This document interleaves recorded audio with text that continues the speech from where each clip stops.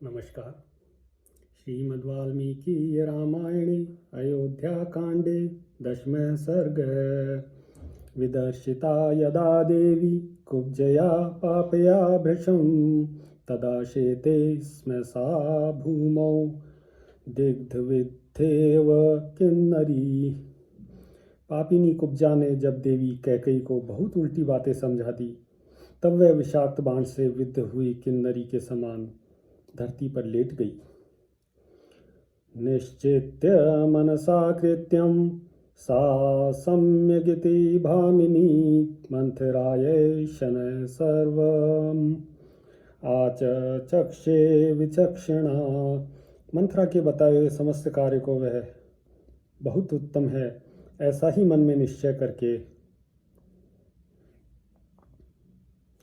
कुशल भामिनी कैकेयी ने मंथरा से अपना सारा मंतव्य बता दिया।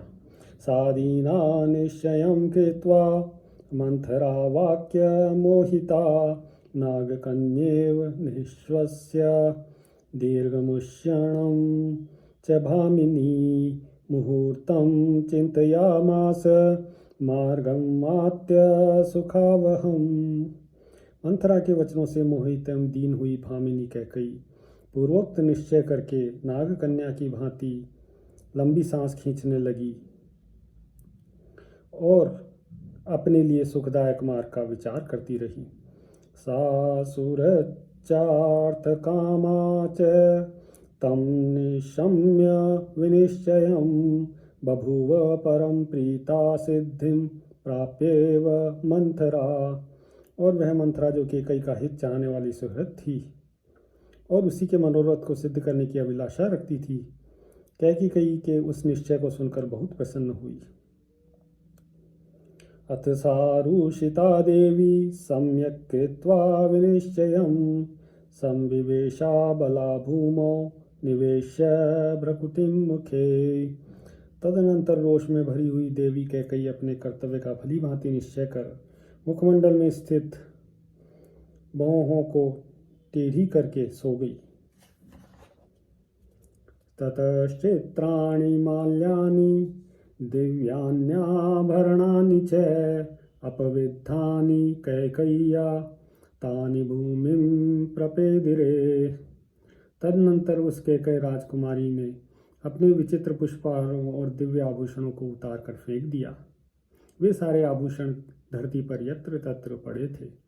तया तान्यपविद्धानि माल्यान्याभरणानि च अशोभयन्त वसुधां नक्षत्राणि यथा नभः।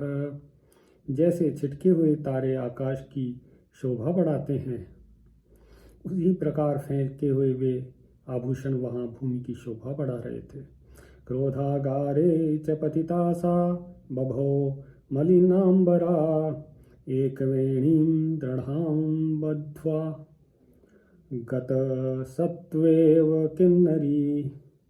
मलिन वस्त्र पहनकर सारे केशों को दृढ़तापूर्वक एक ही वेणी में बांधकर कोकवाहन में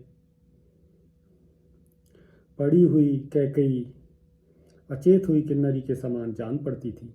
अज्ञाप्य तु महाराजो राघवस्य विषेचनम्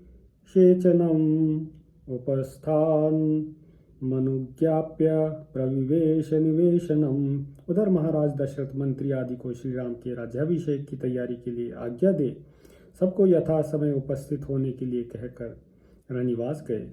अद्य रामाभिषेको वै प्रसिद्ध इति जज्ञवान् प्रियार्हां प्रियमाख्यातुं विवेशान्तपुरं वशी। उन्होंने सोचा आज ही श्री राम के अभिषेक की बात प्रसिद्ध की गई है, इसलिए यह समाचार अभी किसी रानी को मालूम नहीं हुआ होगा। ऐसा विचार कर जितेंद्रिय राजा दशरथ ने अपनी प्यारी रानी को यह प्रिय संवाद सुनाने के लिए अंतःपुर में प्रवेश किया। स कैकेय्याग्रहं श्रेष्ठं प्रविवेश महायशः पाण्डुराभ्रमिवाकाशं राहुयुक्तं निशाकरः। उन महायशस्वी नरेश ने पहले कैकेयी के श्रेष्ठ भवन में प्रवेश किया, मानो श्वेत बादलों से युक्त राहु युक्त आकाश में चंद्रमा ने पदार्पण किया हो। शुक्रबर्हि समायुक्तं कौञ्चहंस ऋतायुतं वदित्र वंशघुष्टं कुब्जावां निकायुतं लताग्रहेश्चित्रग्रहेश्च अंपकाशोकशोभितः। उस भवन में तोते, मोर, कौंच और हंस आदि पक्षी कलरव कर रहे थे। वहाँ वाद्यों का मधुर घोष गूंज रहा था। बहुत सी दासियां भरी हुई थी। चंपा और अशोक से सुशोभित बहुत से लता भवन और चित्र मंदिर उस महल की शोभा बढ़ा रहे थे।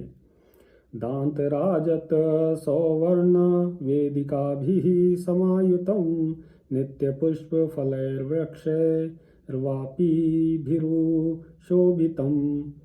हाथी दांत, चांदी और सोने की बड़ी वेदियों से संयुक्त उस भवन को नित्य फूलने फलने वाले वृक्ष और बहुत सी बावड़ियां सुशोभित कर रही थी। दांत राजत सौवर्ण संवृतं परमासनः विविधैरन्नपानैश्च भक्ष्यैश्च विविधैरपि उपपन्नं महार्षि दिवोपमम्। उसमें हाथी दांत, चांदी और सोने के बने हुए उत्तम सिंहासन रखे गए थे। नाना प्रकार के अन्न पान और भांति भांति के भक्ष्य भोजन पदार्थों से वह भवन भरा पूरा था। बहुमूल्य आभूषणों से संपन्न कैकई का वह भवन स्वर्ग के समान शोभा पा रहा था। स प्रविश्य महाराज स्वयमन्तःपुरं रतिमत् न ददर्श स्त्रियं राजा कैकेयीं शयनोत्तमे। अपने उस समृद्धशाली अंतःपुर में प्रवेश करके महाराजा दशरथ ने वहाँ की उत्तम शैया पर रानी कैकेयी को नहीं देखा। स काम बल संयुक्तो रत्यर्थी मनुजाधिपः अपश्यन् दयितां भार्यां प्रपच्छ विषसाद च। वे नरेश रानी को प्रसन्नता बढ़ाने की अभिलाषा से भीतर गए थे।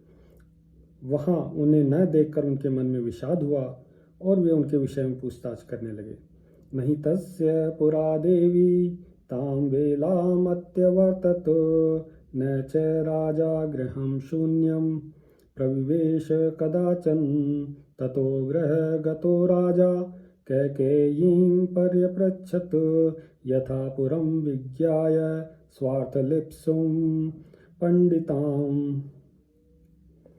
इससे पहले रानी कैकेयी राजा के आगमन की उस बेला में कहीं अन्यत्र नहीं जाती थी। राजा ने कभी सोने भवन में प्रवेश नहीं किया था, इसलिए वे घर में आकर कैकेयी के बारे में पूछने लगे। उन्हें यह मालूम नहीं था कि वह मूर्खा कोई स्वार्थ सिद्ध करना चाहती है। प्रतिहारी ततोवाच संत्रस्ता तु कृतांजलिः देवदेवी भृशं क्रुद्धा क्रोधागारं विद्रुता। प्रतिहारी बहुत डरी हुई थी। उसने हाथ जोड़कर कहा, देवी कैकेयी अत्यंत कुपित हो कोप भवन की ओर गई है।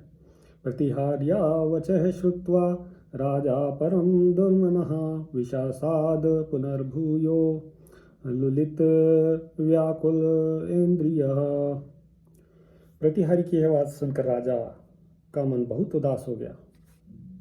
वे व्याकुल उठे और पुनः विषाद करने लगे।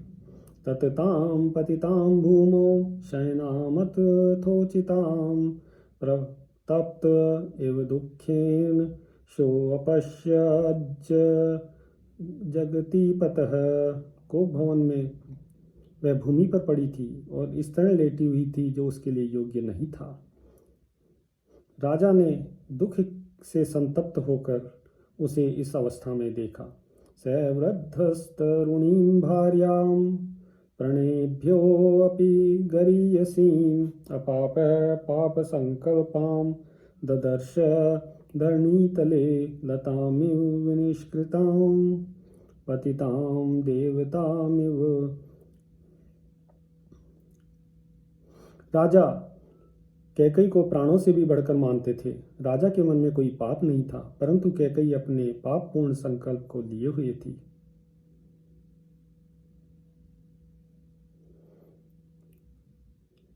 किन्नरीमिव निर्धूतां च्युतामप्सरां रसं यथा मयामिव परिभ्रष्टां हरिणीमिव संयताम्। वह स्वर्ग भ्रष्ट किन्नरी देवलोक से च्युत हुई अप्सरा लक्ष्य भ्रष्ट माया और जाल में बंधी हुई हरिणी के समान जान पड़ती थी।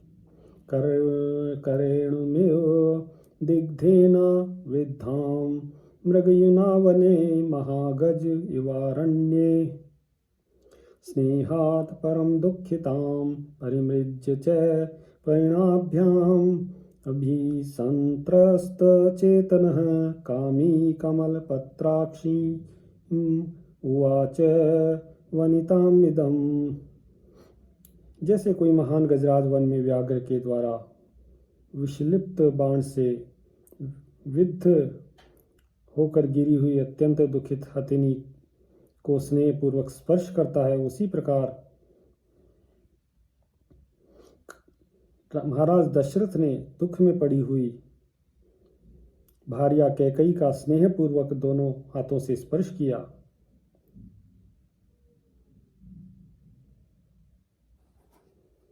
वे उससे इस प्रकार बोले, न ते अहम विजानामि क्रोधमात्मानि संश्रितं देवी केनाभियुक्तासि केन वासी विमानिता। देवी, तुम्हारा क्रोध मुझ पर है, ऐसा तो मुझे विश्वास नहीं होता। फिर किसने तुम्हारा तिरस्कार किया है, किसके द्वारा तुम्हारी निंदा की गई है। यदिदं मम दुःखाय शेषे कल्याणी पांशुषु भूमौ शेषे किमर्थं त्वं मयि कल्याण चेतसि भूतोपहत चित्तेव मम चित्त प्रमाथिनी। कल्याणी, तुम जो इस तरह मुझे दुख देने के लिए धूल में लेटी हो, उसका क्या कारण है।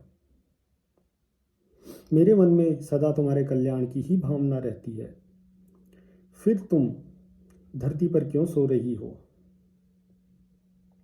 संति में कुशला वैद्यास्तौ भितुष्टाश्च सर्वशः सुखितां त्वां करिष्यन्ति व्याधिमा चक्ष्व भामिनी। भामिनी, तुम अपना रोग बताओ।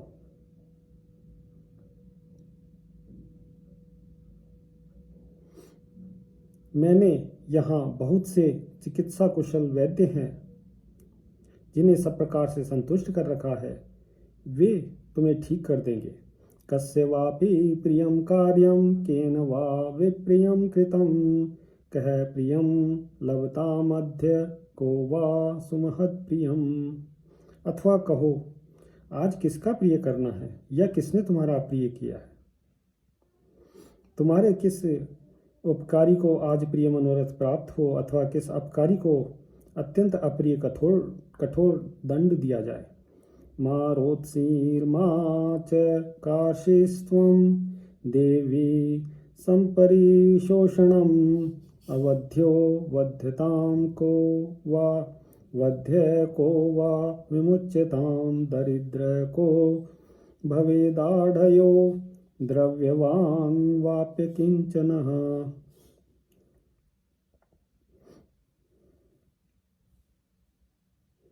देवी, आज तुम्हारी इच्छा के अनुसार किस अवध्य का वध किया जाए अथवा किस प्राण दंड पाने के योग्य अपराधी को भी मुक्त किया जाए, किस दरिद्र को धनवान और किस धनवान को दरिद्र बना दिया जाए। अहम च हि मदीयाश्च सर्वे तव वशानुगः न ते कंचिदभिप्रायं व्याहन्तु महमुत्सहे आत्मनो जीवतेनापि ब्रूहि यन्मनसि स्थितम्। मैं और मेरे सभी सेवक तुम्हारी आज्ञा के अधीन हैं, तुम्हारे किसी भी मनोरथ को मैं भंग नहीं करूँगा, उसे पूरा करके ही रहूँगा, चाहे उसके लिए मुझे अपने प्राण ही क्यों न देने पड़े। अतः जो कुछ भी हो उसे स्पष्ट कहो। बलमात्मनि जानन्ति न मां शंकी तुम अर्हसि करिष्यामि तव प्रीतिं सुकृते नापि ते शपे। अपने बल को जानते हुए भी तुम्हें मुझ पर संदेह नहीं करना चाहिए। मैं अपने सत्कर्मों की शपथ खा के कहता हूँ, जिससे तुम्हें प्रसन्नता हो वही करूँगा। यावदा वर्तते चक्रम तावती मे वसुंधरा, द्राविड़ा सिंधु सौवीरः सौराष्ट्रा दक्षिणापतः, वंगांग मगधा मत्स्या समृद्धा काशिकोशला। जहाँ तक सूर्य का चक्र घूमता है वहाँ तक सारी पृथ्वी मेरे अधिकार में है। द्रविड़, सिंधु, सौवीर, सौराष्ट्र, दक्षिण भारत के सारे प्रदेश तथा अंग, वंग, मगध, मत्स्य, काशी और कौशल, इन सभी समृद्धशाली देशों पर मेरा आधिपत्य है। तत्र जातं बहुद्रव्यं धनधान्यं जाविकं, ततो वृष्णीष्व कैकेयी यद्यत्त्वं मनसेच्छसि। कैकेयी राजनंदिनी, उसमें पैदा होने वाले भांति भांति के द्रव्य, धन धान्य, जानवर, जो भी तुम मुझसे मन से लेना चाहती हो मुझसे मांग लो। किमायासेन ते भीरु उत्तिष्ठोत्तिष्ठ शोभने, तत्त्वं मे ब्रूहि कैकेयी यतस्ते भयमागतं, तत्ते व्यपनयिष्यामि निहारमिव रश्मिवान्। इतना क्लेश उठाने की क्या आवश्यकता है शोभने, उठो। कैकेयी, ठीक ठीक बताओ तुम्हें कौन सा भय प्राप्त हुआ है। यथोक्ता सा समाश्वस्ता वक्तुकामा तदप्रियं, परिपीडयितुं भूयो भर्तारमुपचक्रमे। राजा के ऐसा कहने पर कैकेयी को कुछ सांत्वना मिली। अब उसे अपने स्वामी से वह अप्रिय बात कहने की इच्छा हुई। इत्यार्षे श्रीमद् रामायणे वाल्मीकीये आदिकाव्ये अयोध्याकाण्डे दशमः सर्गः। सियावर रामचंद्र पद जय शरणम्।